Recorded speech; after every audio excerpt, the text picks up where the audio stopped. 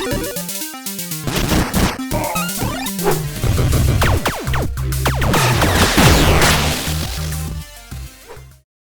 everybody, look, it's been a few weeks since we've obviously uploaded anything for specific reasons. There's no point in getting into it, but we're back now to come back with some more random news and fact. I have something else that happened in. This is more recent news for the people for WWE or old school WWF fans in the Attitude Era. Undertaker or Mark, Undertaker or Mark, aka Mark Calloway, which is his real name, has officially retired after 30 years. And how old is he now, though, man? That's a good question. Actually, I didn't check that. He must be in his late 50s. He must be in his 50s. Can't be 40, man. No, he's definitely in his 50s. I'll check for you now. But he retired officially. It's kind of announced in his mini docu-series. They did a 5-part docu-series called The Last Ride. And it basically went through from the beginning to now, where they interviewed all the wrestlers from his day and now, and Vince McMahon, all of them, and checking the fans and how the character changed and grew and how he was able to keep that spark, in a sense. He kept that light going, that flame, for 30 years, where almost no one else has ever done that, especially with one single character. Yeah. Well, for me, he was WWF or WWE. He was, for me growing up anyway, he was the center point. Obviously, we had The Rock, we had Stone Cold, we had 55 years old. So we had all those other guys, which are cool. But when we spoke about a character, when we spoke about gimmicks, when you speak about any of that stuff, really, Undertaker's the man. Yeah. He even had that creepy little guy, Paul Bearer. He would bury people alive. He would throw them off cages. He would do the tombstone. Come on, man. Who competes with him? Even now, Shawn Michaels, all those guys are legends. Yeah. But who competes with Undertaker when it comes to exactly what you said, the character in which he was, the moves that he had? Mm-hmm. I mean, there's no one.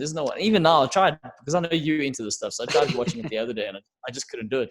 I don't understand why a guy like Undertaker, who set this character on a certain path where, he explored the outfits and everything else, and you still in today have these grown-ass men running around in Speedos on a canvas. I don't get that. Well, be creative. Be creative, man. It's like they said, I saw some of the interviews. Like they said, he set a benchmark, and his benchmark was always do the best possible show, because in the end it is a show for the fans and at the highest level possible. Because I was saying he was the benchmark. He was, I don't want to say that there's another character who uses the term the blueprint, but he was like, you used him as the foundation of what standards should be in the industry. And as they said, and as I was saying just now, is there's been lots of characters that have tried to change and tweak their characters, and it hasn't worked. They've had to go back, or they've disappeared completely. Oh, Mankind, man. What happened to Mankind? He was Mankind, and then he became... he was Mick Foley as well. Cactus. And then Mick Foley, and then Cactus Jack. Yeah. I mean, Mankind was the one for that guy. That was kind of... he was on the same level as Undertaker, except for the fact that Mankind didn't speak, and he did that weird thing where he pulled his hair out, and I suppose that became quite a personal thing for him, when pulling his hair out and not having hair. So I suppose he would then change the character after that, because that wouldn't be fun. He used to pull that shit out. Do you remember that? Yeah, and he used to shove in your mouth. Well, then you got Mr. Socko and everything. But the Socko. If you look at it that way, him, Mankind, and Undertaker. But still, Jake the Snake, bro. Jake the Snake would come on there and throw the python on you, and everyone would freak out. That was crazy, man. Undertaker and Mankind still to date probably have the best fights. One of the best, if not the best, Hell in a Cell match. That's when he threw him off the top and he went through the table on the side, and he actually became concussed, and they still finished the match as far as I remember. And in that one, it's just random tidbit. He choke slammed him through the top of the cell, and that wasn't supposed to happen. Through. Yeah, it wasn't supposed to break. Oh, serious? Yeah. They didn't, the plan, it was not supposed to give way, and it did. But it added to the, so I think Undertaker did say that he thought he was dead. He's like, I was standing, I think if I could be mixing two stories, like two people talking, but if I remember correctly, he did say he was standing on the top, then he's like, he's dead. Because he went right through into the mat. But that's also, Mankind took a beating at the hands of That's where he lost his teeth. Took a proper beating. Mankind lost teeth in that match, yeah. So, but Mankind himself says that thanks to Undertaker and that kind of match, it's his career soared because it sets such a high bar of just wrestling. By the way, you were saying you can't understand why you're not into it.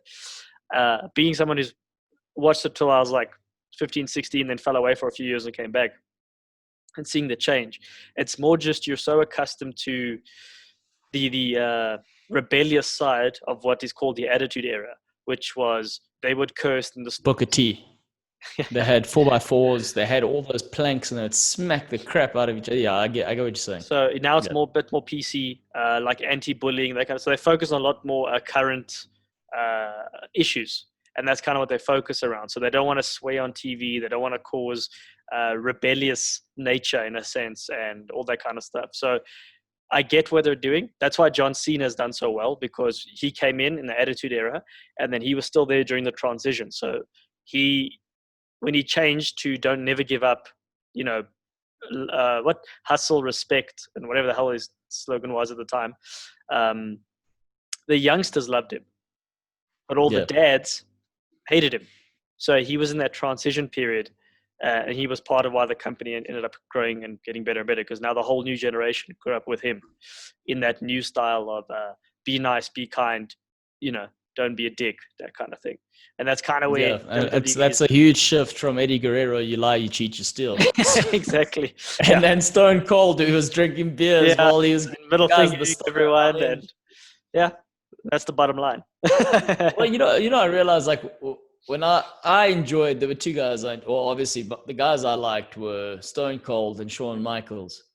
And when I look back on it and I see Shawn Michaels today and the fact that he's still fighting, now I got zero respect for the guy now. He look at him now and he stopped though. He did his last match, I think last year. I think the Pope, bro. Like, that guy, he's lost all his hair. He's just not the same guy. He's not the Heartbreak Kid that he was. He's not Mr. WrestleMania anymore. No, man. But he was. I remember his infamous, or his famous fights with Psycho Sid, man. Do you remember that? Yeah. Well, yeah, dude. Look, he was. He's up there with the Ric Flairs, with the Stone Colds, with the Rocks, with DX, the whole team of DX, D-Generation X, all of them. Also, I just want to comment on the whole wearing the Speedo thing. Yeah. Nothing wrong with wearing the Speedo. If you look at your Psycho Sids and you look at the dudes at Stone Cold, for example, when it's just black, just wear your black Speedo. It's all good. Now the dudes are wearing flamboyant Speedos, like polka dots and like flames and shit. And I'm like, what? Like, I don't get it. It's already not it's not that masculine. And now you've all of a sudden you've added more flavor to it. And you're like, okay, I'm bamboozled. It's like, it's called is that why you still watch it? Is literally the fights I watched the other day. I was like, oh, Warren watches this. He's going to talk about this stuff sometime. Let me watch the match. Both the dudes had the brightest Speedos I've seen on. And I was like, this is a wrestling match for young males. I'm trying to think who you're talking about. But I think, look, I'm not against it. I just think you can add more to the character with whatever else you're wearing. Look, and even The Rock's, he came on as Rocky Maivia, remember? Yeah. And he had like a little frizz. He had the little hair and the frilly, the tassels and whatever. Yeah, but the stuff he wore was like bright. I remember it was bright blue, and then he also changed to just wearing black. But he changed. He changed because he became my brain. I forgot. Not babyface. He turned heel, and he became the bad guy. But he became the bad guy when he started referring to himself in the third person, and that's when The Rock came. Because he never said me, he always said The Rock. And then everything changed. He cut his hair shorter, he wore glasses, and then he was wearing black. So he became heel first, and then that's when they noticed how he caught the crowd. Even though they hated him, they just wanted to see him. Let's talk about that now. So you've got the Undertaker, who set this benchmark and the metric as to like what the perfect character, the perfect wrestler is, and then you've got The Rock. Mm-hmm. And The Rock comes in and he does. I mean, you can say he kind of blows the whole entertainment thing. He really pushes. Yeah, so it's not just wrestling. That persona that he's created out of the ring becomes Hollywood level. So he became an actual superstar, not just a wrestler, a big wrestler. Yeah. Yeah, so he somewhat transcended the sport in that manner, where he actually outgrew it. He outgrew WrestleMania. Yeah, no, 100%. That's what they're saying for the wrestling entertainment industry.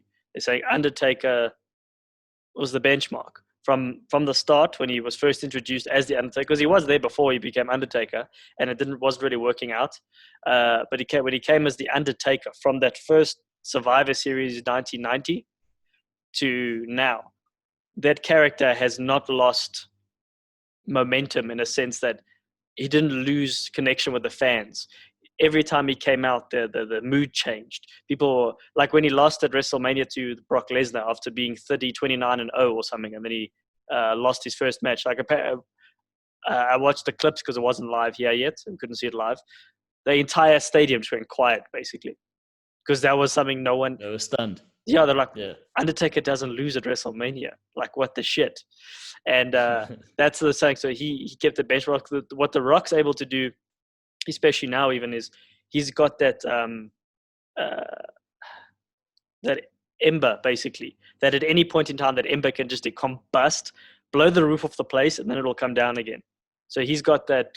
He can build up and continuously bring that back, and create that. And also, but to his credit though, he put in a lot of hard work, man. If you take from where he started as to speaking and being in front of the camera, he looked shell shocked. He looked like little deer in headlights to where he's come now. And he actually says that. Obviously, we all know you buy Under Armour stuff because of The Rock, so you understand. He'll understand his messaging on social media and how he commits himself to hard work and how he practices that motivational talk. And you can actually see it. You can see the growth. And that's also probably why he's gone as far as he's gone. Yeah. I mean, Kevin Hart saying is the hardest worker in the room. That's it.